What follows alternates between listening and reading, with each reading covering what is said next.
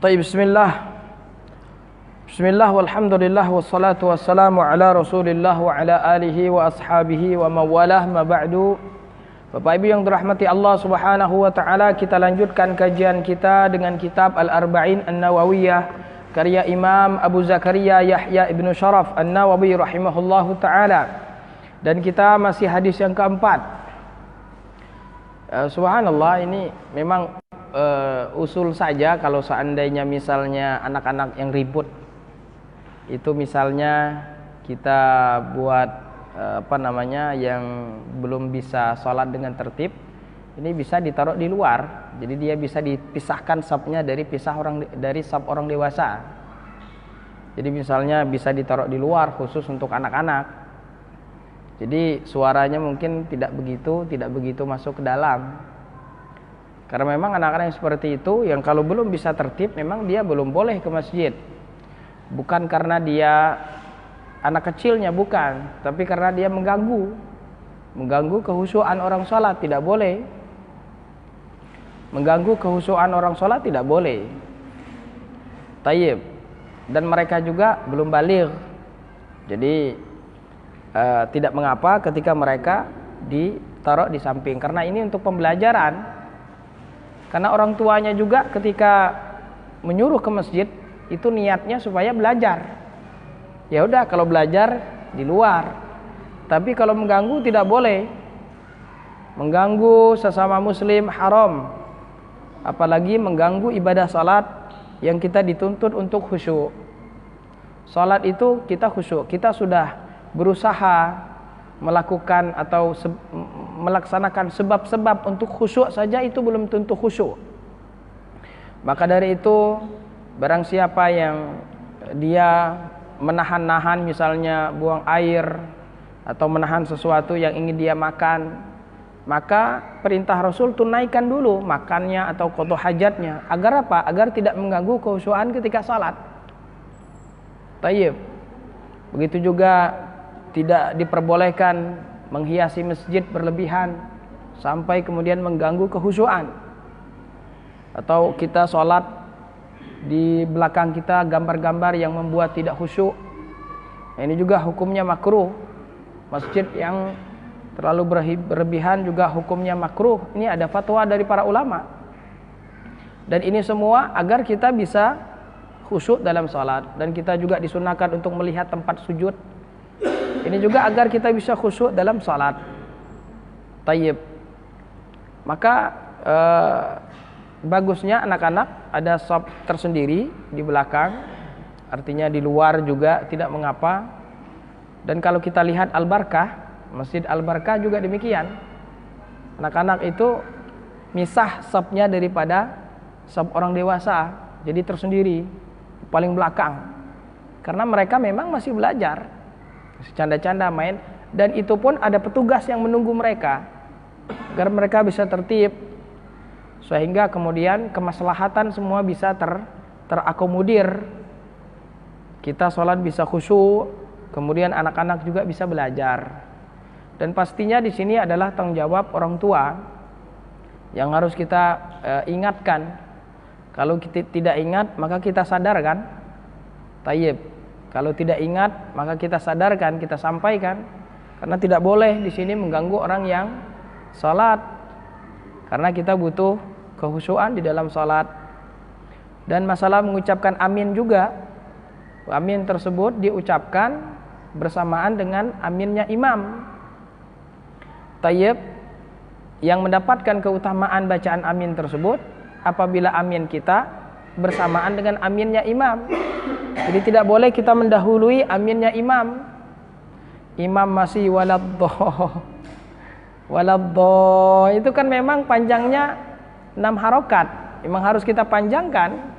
Tidak boleh kita pendekkan, itu wajib itu. Wajib 6 harokat itu, mad lazim. Mad lazim kilmi mutsaqqal, wajib 6 harokat. Jadi memang harus panjang. Jadi dan baca aminnya kalau sudah selesai waladdallin, amin. Jadi tidak boleh membaca amin terlebih dahulu. Tayyib. Ya mudah-mudahan Allah Subhanahu wa taala membantu DKM kita untuk bisa mewujudkan salat dengan khusyuk, dan ini adalah bagian dari iqamis shalah, bagian dari kita menegakkan salat. Kita dituntut bukan hanya sekedar salat, tapi salat yang berkualitas, salat yang khusyuk. Dan salat yang khusyuk inilah salat yang kemudian membuahkan hasil, membuat hati kita tenang, membuat atau mencegah kita dari melakukan hal-hal yang mungkar. Inna salata tanha 'anil fahsya'i wal munkar. Salat itu mencegah dari perbuatan yang mungkar. Salat yang khusyuk, salat yang memang merenungi, meresapi makna dari salat itu sendiri. Tayyib. Kalau kita tidak khusyuk itu kita hanya sekedar gugur kewajiban, tidak menikmati salat itu sendiri. Padahal salat ini adalah waktu yang paling tepat kita untuk bermunajat, menumpahkan semua keinginan, perasaan kita kepada Allah Subhanahu wa taala, dan juga waktu yang paling mustajab kita meminta kepada Allah Subhanahu wa taala juga ketika kita salat. Maka jangan sampai salat kita hanya sekedar salat, tapi salat yang berkualitas. Tayyib. Barakallahu fikum. Kita lanjutkan di sini. Kita ada waktu berapa menit nih, Pak Komandan? 30 menit ya. Tayyib, bismillah. Pada kuat ya. 30 atau 20 mungkin. Takut nanti ini. Tayyib, bismillah. Jadi Allah Subhanahu wa taala mewahyukan kepada nabinya sallallahu alaihi wasallam bahwasanya Allah menciptakan manusia di sini dengan 4 manusia setelah Adam dalam 4 fase. Fase yang pertama yang disebut dengan nutfah, di mana sperma laki-laki bertemu dengan sel telur, kemudian membuahkan yang kita sebut dengan janin tadi, yang kemudian dia berada di rahim. Tayyib, dan disebutkan juga dalam surat Az-Zumar bahwasanya penciptaan kita tersebut fi dhulumatin thalas, di 3 kegelapan. 3 kegelapan tersebut, kegelapan perut, kegelapan rahim, dan juga kegelapan selaput ketuban kita tersebut. Tayyib, subhanallah ya. Dan juga fase-fase yang disebutkan di dalam hadis ini, dan juga disebutkan Allah taala di awal-awal surat Al-Hajj. Di awal-awal surat Al-Hajj, ya ayyuhan nasu in kuntum fi raibim mimma ba'atsna fa inna khalaqnakum min turabin. Sesungguhnya kami dulu menciptakan kalian dari turab. Apa turab? Tanah. Nabi Adam alaihissalam awal mulanya diciptakan dari tanah. Tsumma min alaq, tsumma min nutfatin. Kemudian setelah itu bergeser, tidak diciptakan dari tanah lagi, tetapi dari nutfah. Tsumma min alaqatin, kemudian dari nutfah tadi, dari sperma tadi menjadi alaqah. Jadi air mani ini subhanallah berubah menjadi alaqah. Alaqah ini disebutkan dalam hadis ini adalah darah yang menggumpal. Darah yang menggumpal seperti lintah yang menempel di dinding rahim. Kemudian setelah itu mudghah itu apa yang kita kunyah-kunyah itu ya mudghah. Nah, di sini maksudnya segumpal daging. Jadi dari segumpal darah menjadi segumpal daging. Tayyib, ini mudghah. Mukhallaqatin au ghairi mukhallaqah. Dan kemudian dibentuklah dari mudghah tersebut sosok manusia. Dibentuklah sosok manusia di situ. Dibentuklah sosok manusia di situ. Tetapi ada yang sampai sempurna, ada yang tidak sempurna, ada yang kemudian keguguran. Tayyib, memang disebutkan Allah Subhanahu wa taala mudghatin mukhallaqatin au ghairi mukhallaqah. Gumpalan daging yang terbentuk dan yang tidak terbentuk. Subhanallah, begitu detailnya penjelasan Al-Qur'an. Nah, kemudian di dalam hadis ini setelah itu selesai, kemudian dalam ayat lain fakasauna idhama lahma, kemudian tulang belulang tersebut dibalut dengan daging. Subhanallah. Jadi tulang ini dibalut dengan daging, itu dikisahkan Allah Subhanahu wa taala dalam Al-Qur'an. Nah, kemudian setelah 120 hari atau 4 bulan 3 dikali 4 120, baru kemudian thumma yursalu ilaihil malak, Allah Subhanahu wa taala mengutus malaikat untuk fayunfakhu fihi ruh, untuk meniupkan kepadanya ruh. Jadi kita itu hidup dengan ruh. Berbeda dengan teori orang-orang kafir mungkin yang tidak percaya dengan ruh. Tapi kita umat Islam, kita hidup itu dengan ruh. Ruh itu adalah ma yahya bihi al-jasad, sesuatu yang jasad itu bisa hidup. Maka kita meninggal itu karena ruh kita dicabut. Kita meninggal karena memang ruh kita dicabut. Nah itulah keyakinan kita umat Islam. Dan ruh ini yas'alunaka 'anir ruh qulir ruhu min amri rabbi. Mereka bertanya kepada Rasul tentang ruh, katakanlah ruh itu dari perkara Tuhanku. Artinya Rasul tidak tahu apa hakikat ruh, dan kita juga tidak tahu hakikat ruh. Subhanallah, kita saja tidak tahu hakikat ruh. Maka dari itu setelah itu Allah katakan wa ma utitum minal ilmi illa qalila, dan kalian tidaklah diberikan ilmu kecuali sedikit.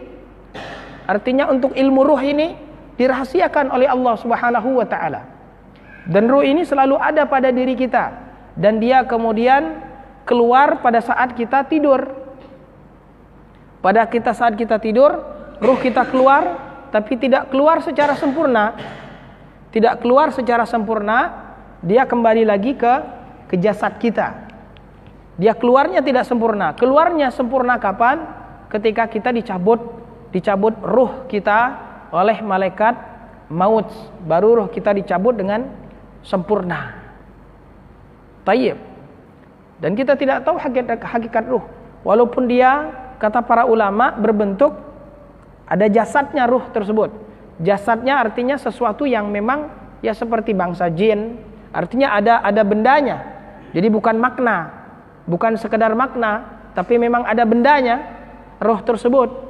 Tapi memang dimensinya bukan dimensi kita manusia, bukan dimensi yang terlihat, yang tersentuh seperti kita. Maka dari itu tetap saja kita tidak bisa sampai kepada hakikat ruh. Allah sudah mengatakan, qulir ruhu min amri rabbi. Katakanlah ruh itu termasuk urusan Tuhan saya. Rasulullah SAW tidak diberitahu tentang hakikat ruh. Dan ini menunjukkan bahwasanya kita juga tidak tahu hakikat zat Allah Subhanahu wa taala. Kita tidak tahu hakikat sifat Allah Subhanahu wa taala. Sifat Allah istiwa, sifat-sifat dzatiyah, sifat-sifat khabariyah, sifat-sifat fi'liyah, kita tidak tahu. Wajah Allah tidak tahu kita hakikatnya. Tugas kita hanya menetapkan. Jangankan kita tentang zat Allah, tentang sifat Allah, hakikat ruh saja yang ada pada diri kita saja kita tidak tahu hakikatnya. Dan kita wajib beriman dengan ruh. Ruh ini memang ada pada diri kita. Tayyib. Dan kalau kita belajar misalnya tentang ilmu ruqyah, maka ada orang-orang yang hasad. Ketika dia hasad tersebut, kata para ulama, itu pengaruh dari ruh yang ada di dalam dirinya. Ruh jelek yang ada di dalam dirinya tersebut lewat pandangan mata mempengaruhi orang yang dia lihat. Dia menginginkan nikmat tersebut hilang. Dia menginginkan nikmat tersebut hilang dari orang tersebut, dan dia tidak suka nikmat tersebut ada pada orang lain. Maka dari itu kita untuk berlindung dari mata orang yang hasad, kita berdoa wa min syarri hasidin idza hasad. Kata para ulama, orang hasad itu karena dia memiliki ruh yang buruk, ruh yang jahat. Tayyib. Dan tentu tidaklah berpengaruh kecuali atas izin Allah. Kata Rasul, al-ainu haqqun, mata itu memang benar. Dan banyak orang-orang yang sakit tanpa sebabnya adalah dari ain atau hasad. Bahkan bisa memasukkan seseorang ke dalam kubur, sebagaimana sihir, santet dan lain sebagainya, tidak terlihat, tapi buktinya memang benar-benar ada. Tayyib. Wa yu'maru bi arba'i kalimatin, dan malaikat tersebut diperintahkan untuk mencatat 4 kalimat. Bikatbi rizqihi, yang pertama mencatat rezekinya.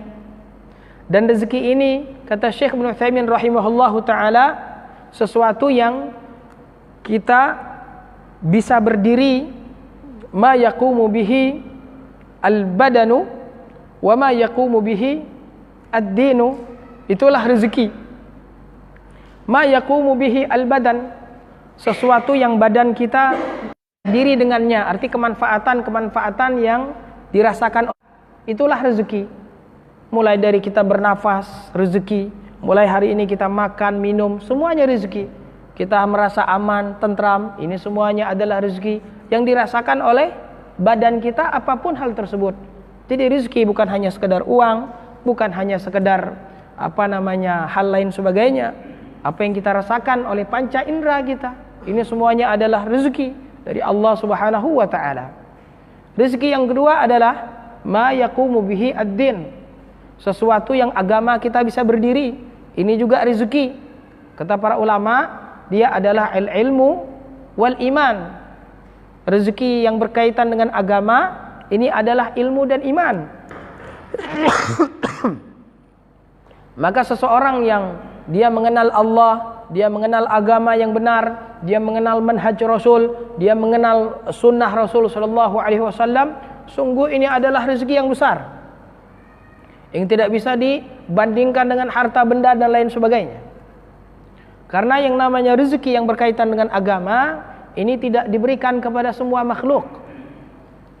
Kekayaan diberikan kepada Qarun, kekuasaan diberikan kepada Firaun dan lain sebagainya. Tetapi untuk agama, tauhid, petunjuk, taufik dari Allah Subhanahu wa taala diberikan hanya orang-orang yang terpilih oleh Allah Subhanahu wa taala. Maka kita yang duduk di sini mempelajari agama Allah, tak kala orang-orang sibuk dengan urusannya masing-masing, sungguh ini adalah anugerah dari Allah memberikan kepada kita rezeki. Rezeki yang tidak diberikan kepada orang-orang yang memiliki tubuh lebih besar, lebih kuat, orang yang lebih tinggi dan lain sebagainya. Allah berikan kepada kita, maka ini adalah rezeki yang wajib kita syukuri. Tayyib. Wa ajalihi, ajal seseorang, dan ajal ini tidaklah mengenal tempat dan waktu. Ketika Allah Subhanahu wa taala mentakdirkan kita meninggal di tempat ini, ketika Allah mentakdirkan kita meninggal di waktu ini, maka kita akan digiring untuk ke tempat tersebut, dan kita tidak sadar, dan tidak ada tanda-tanda. Kata orang ada katanya 100 hari, 40 hari sebelum meninggal ada tanda-tanda, tidak ada dalilnya demikian.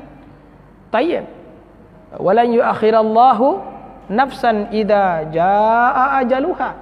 Kalau waktu sudah ditentukan, 1 detik pun tidak bergeser. 1 detik pun tidak bergeser.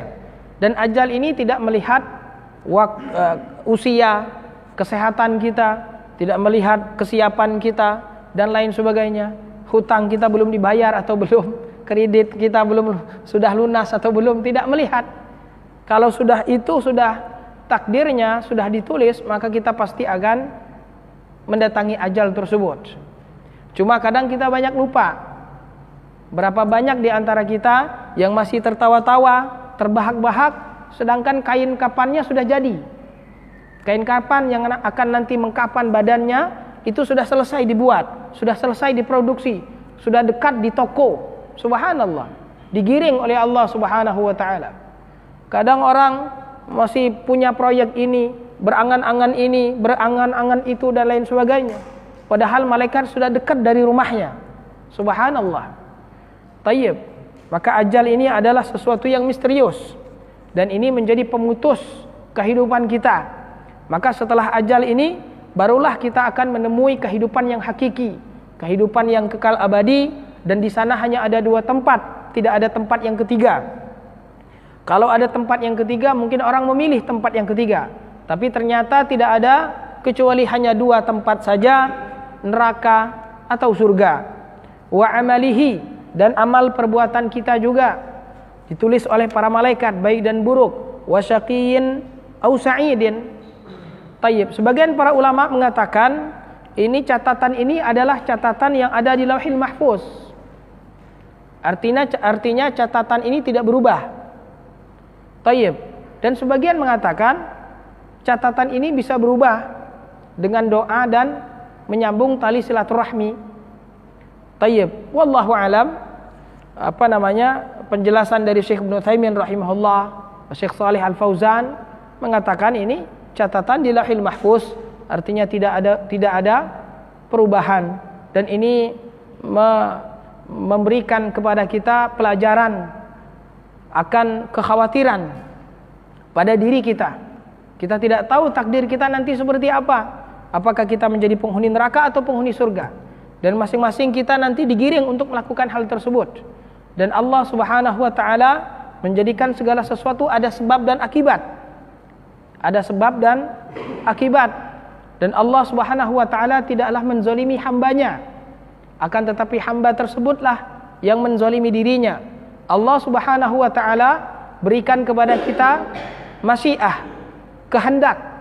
Allah berikan kepada kita masyiah atau kehendak. Kita boleh untuk memilih. Jadi pilihan itu memang murni pilihan kita. Jadi bukan dipaksa oleh Allah, bukan. Itulah pilihan kita. Maka orang ketika memilih kafir, itulah pilihannya. Orang ketika memilih Islam, itulah pilihannya. Tidak dipaksa oleh Allah Subhanahu wa taala. Tayyib, tidak seperti kelompok Jabriyah yang mengatakan kita dipaksa. Dan juga tidak seperti kelompok Qadariyah yang mengatakan Allah tidak mentakdirkan katanya. Tetapi kita mendapatkan sesuai dengan usaha. Man jadda wajada. Tayyib, yang biasa sering menggunakannya Mu'tazilah. Nah, kita Ahlussunnah wal Jamaah meyakini pertengahan dari Mu'tazilah, dari Qadariyah dan Jabriyah. Kita meyakini kita diberikan kehendak oleh Allah Subhanahu wa taala untuk memilih, dan akan tetapi kehendak kita tersebut telah tercatat sebelum Allah Subhanahu wa taala menciptakan langit dan bumi. 50 ribu tahun sebelum Allah menciptakan langit dan bumi, takdir kita sudah tertulis di Lauhil Mahfuz. Allah Subhanahu wa taala saja yang tahu. Tidak ada satu makhluk pun yang tahu kecuali tidak ada wa taala semata. Tayyib. Maka pada saat kita tidak tahu takdir kita, ada rasa takut pada diri kita, dan juga ada rasa harap pada diri kita. Dan itulah seorang mukmin, antara rasa takut dan rasa harap. Rasa takut dimasukkan ke dalam neraka dan berharap untuk dimasukkan ke dalam surga. Tayyib. Allah Subhanahu wa taala memberikan kepada kita masyiah, kehendak, dan Allah Subhanahu wa taala juga menegakkan hujjahnya di muka bumi ini, agar nanti ketika orang dimasukkan ke dalam neraka, dia tidak ada argumen lagi, tidak ada punya alasan lagi untuk menghindar dari azab tersebut. Tayyib. Dan Allah Subhanahu wa taala tidaklah mengazab suatu kaum kecuali telah mengutus rasul kepada kaum tersebut. Telah diturunkan kepada mereka Al-Qur'an atau kitab-kitab terdahulu. Manusianya adalah manusia yang berakal. Karena kalau gila tidak ditulis dan juga tidak diazab. Begitu juga anak kecil yang belum sempurna akalnya, tidak dicatat dan juga tidak diazab. Maka kalau ada anak kecil, anak orang Islam, dia meninggal sebelum baligh, maka dia masuk surga. Adapun anak orang-orang kafir, kalau dia meninggal belum baligh, maka dia nanti diuji di akhirat. Kalau dia lulus ujian akhirat, dia masuk surga. Kalau tidak lulus, dia masuk neraka. Jadi tidak serta-merta diazab oleh Allah Subhanahu wa taala. Tetap hujjah ditegakkan. Maka telah Allah berikan kehendak, tidak Allah paksa, Allah berikan fasilitas. Maka kemudian ketika manusia disiksa, dia tidak punya alasan lagi untuk menghindar dari siksaan tersebut. Kalau Allah tidak menurunkan Al-Quran, kalau Allah tidak mengutus Nabi Muhammad SAW, tapi tiba-tiba kita disiksa, itu zalim namanya. Tapi Allah telah mengutus Rasul, menurunkan kitabnya, menegakkan hujahnya di muka bumi ini. Maka Allah tidak zalim ketika mengazab hambanya. Wa amalihi wa syaqiyyin aw sa'idin fawalladhi la ilaha ghairu inna ahadakum la ya'malu bi'amali ahli al-jannati hatta ma yakunu bainahu wa bainaha illa dhira' fayasbiqu alayhi al-kitab fayamalu bi'amali ahli an-nari fayadkhuluha wa inna ahadakum la ya'malu bi'amali ahli an-nari hatta ma yakunu bainahu wa bainaha illa dhira' fayasbiqu alayhi al-kitab fayamalu bi'amali ahli al-jannati fayadkhuluha. Rawahul Bukhari wa Muslim. Ini para ulama ada yang mengatakan ini dari perkataan Ibnu Mas'ud, tapi perkataan yang kuat adalah bahwasanya perkataan ini adalah perkataan Rasul sallallahu alaihi wasallam, dan perkataan ini juga dijelaskan atau diperjelas oleh hadis yang lain. Di sini kata Rasul, demi yang tidak ada Tuhan selainnya, sesungguhnya kalian tersebut beramal amal ahli surga, sehingga antara dia dan surga sudah dekat sekali, hanya satu lengan. Tetapi di dalam takdirnya dia adalah penghuni neraka, maka dia kemudian menjadi penghuni neraka. Sebaliknya, di antara kalian ada yang beramal amalan ahli neraka, tetapi dalam tulisan dalam kitab Lauhil Mahfuz dia adalah penghuni surga, maka kemudian dia beramal dengan amalan surga dan masuk surga. Tayyib. Hadis ini diperjelas oleh hadis Sahal Ibnu Sa'ad As-Sa'idi di dalam Bukhari dan Muslim. Hadis ini diperjelas oleh hadis, mungkin bisa ditulis, hadis